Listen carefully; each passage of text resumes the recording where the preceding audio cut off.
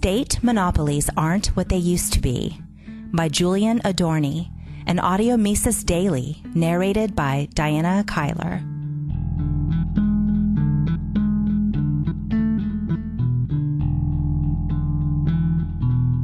As governments expand their control over society, it can be easy for liberty advocates to get discouraged. As Obamacare imposes mandates and price controls on private health care, as the Federal Reserve manipulates currency, and as stories of police abuse become more common, one can be forgiven for thinking that freedom is on the decline. But in many ways, freedom is on the rise. Laws pile up, but entrepreneurs increasingly innovate around them. The evolution of the Internet and the entrepreneurs who have capitalized on this platform to develop new technologies are enabling users to do an end run around the government and offer competition to the state. In many areas where the state once held a monopoly, new technologies are offering people choices. Technology itself, in the hands of the private sector, is necessary but not sufficient to challenge state monopolies, because governments can ultimately outlaw whatever they wish. Advocates for liberty must also oppose state monopolies wherever they are enforced. Libertarians should be vocal, in person and in print, about the problems of government and the virtues of competition. Ideological support can reinforce market alternatives to government services, and the two combined can create a freer world. Cryptocurrencies are a prime example of the challenges technology represents to government monopolies.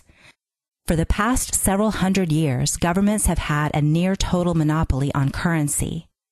They could devalue, hyperinflate, and wreck currencies, and ordinary people had little choice but to continue using government money. The only alternative was barter, which raised a host of problems. With cryptocurrencies, the monopoly has been challenged. For some, it is now practical to use such currencies to buy and sell a host of products and services. These currencies have value independent of the dollar, and they enable users to make the conscious choice to eschew government-backed money in favor of private currency. By doing so, they have challenged the government monopoly on money. While many people still rely on the Federal Reserve's dollars, everyone with a computer, at least in theory, now has the option to conduct his business outside of the state's currency. Products like the Peacekeeper app do the same thing in the emergency response industry. For decades, people's only option in an emergency was either self-reliance or a call to 911. Either James could fight a burglar off with a Colt 45, or he could rely on the police. Even as stories of bad cops multiplied, and as the government bureaucracy created long wait times, people had no other options. Those who could not defend themselves against armed criminals had to rely on 911. Peacekeeper does an end run around 911 by enabling users to rely on a voluntary network of their friends, neighbors, and family for help in an emergency. It has the potential to offer better, faster, more personal service than 911.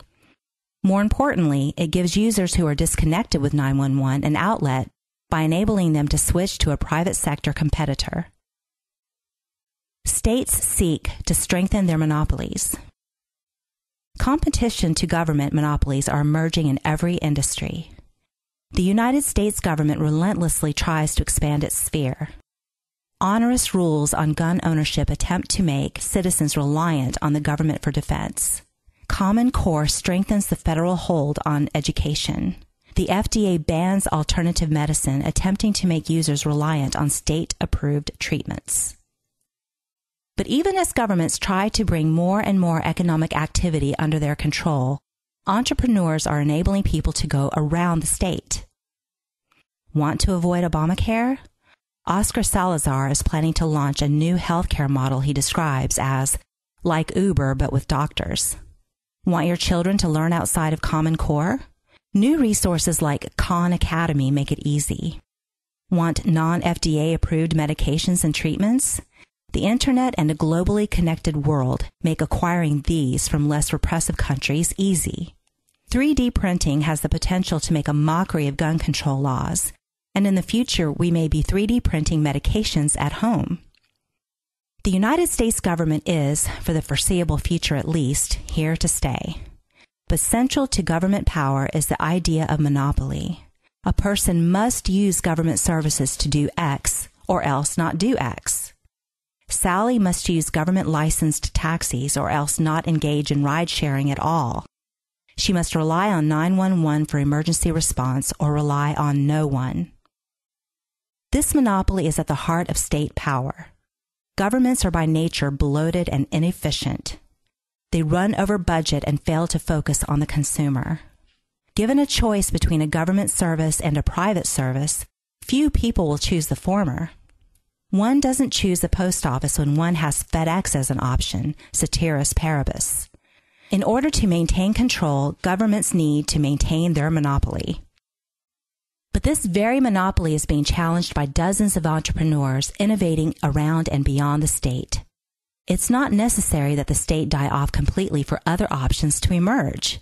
The post office still exists, but FedEx enhances people's freedom by offering a private alternative. That same competition is now being applied to currency, emergency response, education, and a host of other industries. As private enterprises give people options outside of the state, freedom expands in new and unexpected ways. The Mises Institute hopes you have enjoyed this audio Mises Daily. For a world of free market literature, media, and discussion, visit Mises.org.